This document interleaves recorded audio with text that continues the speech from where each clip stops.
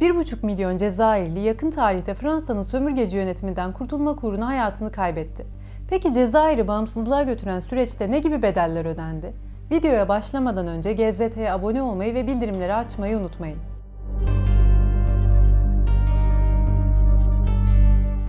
16. yüzyılın başlarında Akdeniz'e hakim olmak isteyen İspanya, Cezayir'i işgal etmek için harekete geçti. İspanyol Haçlı saldırılarına maruz kalan Cezayirliler, Barbaros kardeşler olarak da bilinen Oruç ve Hızır Reis'ten yardım istediler ve onları ülkelerine davet ettiler. Barbaroslar 1516'da Cezayir'i ele geçirerek bölgede büyük nüfuz elde ettiler. Ancak Barbaros Hayrettin, güçlü İspanyol saldırılarına karşı direnebilmek için Osmanlı'nın desteğine ihtiyaç duydu. Cezayir halkının da onayını alarak burayı padişahın ülkesi olarak ilan etti. 1519'da Yavuz Sultan Selim'e bağlılığını bildiren Barbaros Hayrettin'e Beylerbeyliği unvanı verildi. 1536'da Kanuni Sultan Süleyman tarafından Barbaros'a Kaptanı Derya unvanı verildi. Böylece Akdeniz'de 3 asırlık Osmanlı hakimiyeti başladı. Ancak özellikle Cezayir stratejik konumu nedeniyle Avrupalı devletlerin hedefi haline gelmişti. Aslında 1789 yılından beri Fransa ile iyi ilişkiler içinde olan Cezayir'den 1793 yılında çıkan Moniteur gazetesi fedakar ve sadık bir dost olarak bahsetmişti. Avrupa devletlerinin Fransa'ya karşı savaştığı böyle bir dönemde bu dostluğun kıymeti büyüktü. Napolyon döneminde iki ülke arasındaki ilişkiler gittikçe gerildi. Çünkü Napolyon'un Osmanlı hakimiyetindeki Kuzey Afrika bölgelerine, özellikle de Cezayir'e yönelik planları ilişkileri kopma noktasına getiriyordu. Fransa'nın geleneksel siyasetlerinden biri Batı Akdeniz gibi stratejik önemi olan bölgelerde kuvvetlenmekti. Bunun için de Cezayir'i işgal etmesi şarttı. Fransa, Cezayir'i işgal ve Kuzey Afrika sömürgesini elde etmekle dünya meselelerinin gelişme noktası olan Akdeniz'de her konuda söz sahibi olacağını biliyordu. Fransa'nın Cezayir'i işgal etmek istemesinin diğer bir nedeni de Batı'nın sanayileşmesiyle beraber oluşan işsizlik sorunu ve ekonomik bunalımdı. O günün koşullarına göre en elverişli yer Cezayir'di. Çünkü Fransızların en çok yatırım yaptıkları yer olarak biliniyordu. Ayrıca ülkenin Fransa'ya olan sınır yakınlığı da önemliydi. Ancak Fransızlar sebepsiz yere işgale kalkışmaların kendilerine zarar vereceğini de biliyorlardı. Bu yüzden en azından politik alanda kendilerini haklı çıkaracak bir bahane arayışı içindeydiler. İşte bu bahanenin adı tarihe Yelpaze Olayı olarak geçecekti. 29 Nisan 1827 günü Dayı Hüseyin Paşa'nın borçları tartıştığı Fransız konsolosunun yüzüne elindeki yelpazeyle vurması Fransa ile Cezayir arasındaki ilişkilerin kopma noktası oldu. Bu olayı bahane eden Fransa 16 Haziran 1827'de Cezayir'e savaş ilan etti. Büyük bir donanma göndererek Cezayir'i abluka altına aldı. Osmanlı ise o dönemde Mora isyanı ile uğraşıyordu. 20 Kasım 1827'de Navarin'de Osmanlı donanmasının İngiliz ve Fransız donanmaları tarafından yakılması ve ardından Rusya ile savaşın başlaması Osmanlı'nın Cezayir'e müdahalesini ister istemez engellemişti. 16 Nisan 1830'da 2. Mahmut Cezayir'i abluka altına alan Fransız generaliyle görüşmek üzere Tahir Paşa'yı gönderdi. Baba Ali Tahir Paşa'nın Fransızları ikna edeceğini ummuş fakat Fransızlar işgal kararından dönmeyerek askeri harekat kararını almışlardı. Fransa bu harekatını tüm Avrupa'ya duyurarak işgali yasallaştırdı. Hatta Cezayir yıkıldığı takdirde orada oluşturacağı düzen hakkında diğer Avrupa devletlerine danışacağını bildirdi. Avrupa'da Prusya, Sardunya, Hollanda ve İspanya bu planı desteklerken İngiltere karşı çıktı. Fransız donanması 36.000 kişilik kuvveti 14 Haziran 1830'da Cezayir'e çıkarma yaptı. Karaya çıkan ilk birlik Cezayir'in 27 kilometre batısında bulunan Sidi Faraj mevkiini işgal etti. Böylece Avrupalılar 1830'dan itibaren Cezayir topraklarına yerleşmeye başladı. Bu işgal ülkenin bütününü göz önüne alırsak 1857 yılında tamamlandı. Aynı zamanda Fransa'nın Afrika'daki sömürge imparatorluğu da başlamış oldu. Cezayir'deki Osmanlı egemenliği ise 1534'ten 1830'a kadar toplam 296 yıl sürmüştü. İşgalciler Cezayir halkını dağlık, verimsiz ve çorak topraklara sürüp en verimli topraklara ve deniz kıyılarına kendileri yerleştiler. Ülkenin yeraltı ve yerüstü kaynaklarını talan ederek sayısız yatırıma başladılar. Fransızca büyük kentlerde en çok konuşulan dil haline geldi. Fransızlara göre Cezayir işgal edilip sömürgeleştirilen bir ülkeden farklı olarak Fransa'nın bir parçasıydı. Kendi ülkesinden ve diğer ülkelerden yerleşimci taşıyarak Fransız Cezayir'i oluşturuyordu. Askeri egemenliğini yerleşimciler ve yerlilerin hukukunu oluşturarak siyasal ve ekonomik bir düzenin hazırlığını yapmıştı. Böylece hem Fransa sömürge hukukunu yasallaştırdı hem de devlet yaptığı masrafları yerleşimcilere harcayarak onları maddi açıdan refah bir düzeye ulaştırdı. Ayrıca yerleşimcilere Fransız vatandaşlığı vererek iç politikasını güvence altına aldı, böylece yabancı devletlerin müdahalesini de engelledi. Yönetim işleyişini 1870'e kadar askerlerden oluşan valiler yürüttü. Bu tarihten itibaren Cezayir doğrudan İçişleri Bakanlığı'na bağlanarak Fransa'nın bir parçası oldu. Fransa, Cezayir'de yaşayan yerli kesime adaletli davranmamış, eşitsizliği ekonomik ve siyasi çıkarları için kullanmayı prensip olarak benimsemişti. Fas ve Tunus'ta yerli devlet fikrini kabul etmesine rağmen Cezayir'de tam bir sömürge yönetimi uyguladı.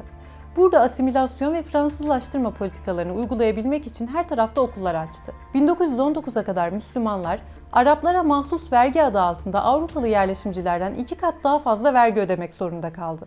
Bu politika çerçevesinde 1871'de Yahudilere, 1889'da da Avrupalı göçmenlerin tamamına Fransız vatandaşlığı verildi. Buna karşılık hiçbir zaman eşit muamele edilmeyen Cezayirli yerlilerse 2. Dünya Savaşı'nın yapıldığı 1947 yılına kadar tebaa olarak değerlendirildi ama Fransız vatandaşı sayılmadı. Fransız vatandaşı olabilmeleri için şahsi statülerinden çıkmaları gerekiyordu. Bu da yerli halk tarafından din değiştirmek gibi algılandığından vatandaş olanların sayısı çok az oldu. Onlar da askerlik veya memurluk gibi bazı sebeplerle Fransız vatandaşlığına geçmişlerdi. 1915'e kadar bu sayının 2396 olduğu tespit edildi. Cezayirlilerin kendi ülkelerinde seyahat etme özgürlükleri bile ellerinden alındı. Silah taşımak, hacca gitmek ve dini merasim yapmak için de Fransızlardan izin almak zorundalardı. Aynı şekilde Kur'an kursları dışında Arapça eğitim veren okullar kapatıldı. Gazeteler yasaklandı. Uygulanan bu sömürge sisteminden ve yapılan adaletsizliklerden rahatsız olan Cezayirliler eşit haklar elde etmek için bazı taleplerde bulunmaya başladılar. Ancak Fransa bu talepleri ciddiye almadı. İhtiyacı olan iş gücünü Cezayir ve diğer Kuzey Afrika ülkelerinden karşılamaya devam etti. İzledikleri bu siyasetler karşısında Cezayirli Müslümanların siyasal örgütlenme arayışları Fransa'ya işçi olarak gitmeleriyle başladı. Bu sayede Cezayir milliyetçiliğinin fikirsel temelleri de atıldı. Birinci Dünya Savaşı'nda Cezayirli Müslümanlar Fransız vatandaşlarından daha uzun süre askerlik yapmakla yükümlü kılındılar. Merkezde sanayileşmenin gelişmesiyle iş gücüne ihtiyaç duyan Fransa, kabilelerin arasından seçtiği 10.000 kişiyi Fransa'ya getirdi. Savaşın başlaması daha çok kol gücü ve asker ihtiyacı demekti. Bu yüzden bütün sömürgeci ülkeler sömürgelerine Almanlara karşı savaşması için çağrı yaptı. Savaş Bakanlığı bünyesinde sömürge işçileri birimi kuruldu. 42 binden fazla kişi silah fabrikalarında çalışmaktaydı. 155 bin Avrupalı Cezayirli ve 173 bin Müslüman Cezayirli savaşa katıldı. 25 bini Müslüman, 22 bini Avrupalı Cezayirli savaş alanında Fransa uğruna hayatlarını kaybetti. Savaş bittikten sonra 20 ila 40 yaş arasındaki Müslümanların 1/3'ü Fransa'da ya asker olarak görev yaptı ya da silah fabrikalarında işçi oldu. Maalesef bu durum 2. Dünya Savaşı'nda da değişmedi. Yine Cezayirli Müslümanlar Fransa uğruna savaşmak için evlerinden ayrılmak zorunda kaldılar. Yaklaşık 1,5 milyon Cezayirli Nazilerle savaşmaya gönderildi. Çoğunun eşleri dul, çocukları yetim kaldı. 2. Dünya Savaşı'ndan sonra bazı ülkeler bağımsızlığına kavuştu ama Cezayir hala Fransa baskısından kurtulamıyordu. Zira Fransa ülkedeki direnişçi güçlerin örgütlendiğini öğrendikçe daha katı önlemler alıyordu. Ama Cezayirlilerin canına tak etmişti. Bağımsızlık mücadelesi vermek ve kazanmak istiyorlardı. Nazi Almanyası'nın yenilgisini ve savaşın bitişini sömürgeciliğin sona ermesi yolunda önemli bir aşama olarak değerlendiren Cezayir halkı, bu olayı kutlamak için 8 Mayıs 1945'te Setif kenti başta olmak üzere birçok şehirde izin alarak gösteri yapmak istedi. Fransızların getirdiği kurallara göre gösterilerde Cezayir bayrağı açılmayacak, hiçbir partinin de bayrak ve pankartı kullanılmayacaktı. Ama bu kural o gün işlemeyecekti. Gösteride ortada bir hilal ve yıldız bulunan yeşil ve beyaz Cezayir bayrağı ilk kez Fransız bayrağının yanında göründü. Kutlamada müttefiklerin zaferi için yapılan tezahüratlardan sonra yaşasın bağımsız Cezayir çığlıkları yükselmeye başladı. Şehrin belediye başkanı yardımcısının bayrakların indirilmesi emri vermesine rağmen Cezayir bayrağını indirmeyi reddeden 26 yaşındaki genç bir Müslüman izcinin patlak veren çatışmada bir polis tarafından vurularak öldürülmesi göstericiler arasında paniğe ve ayaklanmanın başlamasına neden oldu. Cezayirli göstericilerin öfkesi Fransız vatandaşlarına yöneldi. Tarihçi Benjamin Store'ya göre ayaklanmalarda 86 sivil ve 16 askeri personel olmak üzere 102 Avrupalı öldürüldü. Havanın kararmasıyla gösteriler kırsal bölgelere ve diğer şehirlere yayıldı. İç karışıklıklar 2 gün boyunca aralıksız devam etti. Bunun üzerine sıkı yönetim ve sokağa çıkma yasağı ilan edildi. Setif'ten sahile kadar 150 kilometre mesafedeki herhangi bir hareket yasaklandı. Ayrıca ulusal hareketin liderleri de tutuklandı. Fransız kuvvetleri izci üyelerini ve sivilleri sadece şüphe üzerine yargısızca infaz ettiler. 5.000 ila 10.000 nüfusa sahip köylerin tamamı bağımsızlık savunucularına ev sahipliği yaptıkları gerekçesiyle uçaklarla bombalandı ve yakıldı. Kadınlar, çocuklar ve yaşlılar öldürüldü. 15 gün içinde mahalle sakinlerine 20 hava saldırısı yapıldı. 44 köy yıkıldı. Resmi Cezayir belgelerine göre katliamda 45.000 kişi öldürüldü. Batılı tarihçiler ise ölenlerin sayısının yüzü Avrupalı olmak üzere 15.000 ile 20.000 arasında değiştiğini belirttiler. Kasım 1945'te ayaklanmayla bağlantılı olarak tutuklamalar devam etti. 4.000 kişi idam edildi. 2005 yılında Fransa'nın Cezayir Büyükelçisi bu katliamların affedilemez bir trajedi olduğunu resmen kabul etti. Cezayir'in uzun yıllar boyunca devam eden bağımsızlık çabalarında dönüm noktası 1954 yılı oldu. Katolik Fransızların 1 Kasım'da dini bayramlarını kutladıkları gün Cezayir Kurtuluş Savaşı patlak verdi. Fransız yerleşimcilerin, evlerinin ve askerlerin nöbet noktalarının olduğu yerlere isyanlar düzenlendi. Bu kez ülkenin bir kısmı değil tamamı bağımsız Cezayir için ayaklanmıştı. Kısa sürede 100.000 kişi bağımsızlık savaşına katılmak için gönüllü oldu. Bu dönemde Cezayir'in bağımsızlık mücadelesinin başlamasında etkili olan isimlerden biri olan Abdülhamit bin Badis'in şu sözleri savaşın sloganı haline geldi.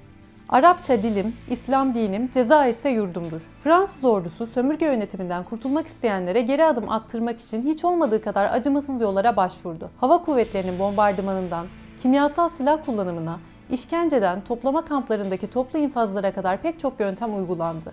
Buna rağmen Cezayir halkı bağımsızlık mücadelesinden vazgeçmedi. Çatışmalar Cezayir'in bağımsızlığını kazandığı 1962'ye kadar devam etti.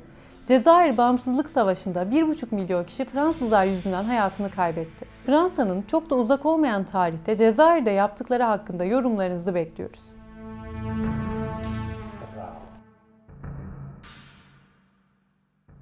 ...1,5 milyon Cezayirli yakın tarihte Fransa'nın sömürgeci yönetiminden kurtulmak uğruna hayatını kaybetti. Peki Cezayir'i bağımsızlığa götüren süreçte ne gibi bedeller ödendi? Videoya başlamadan önce GZT'ye abone olmayı ve bildirimleri açmayı unutmayın.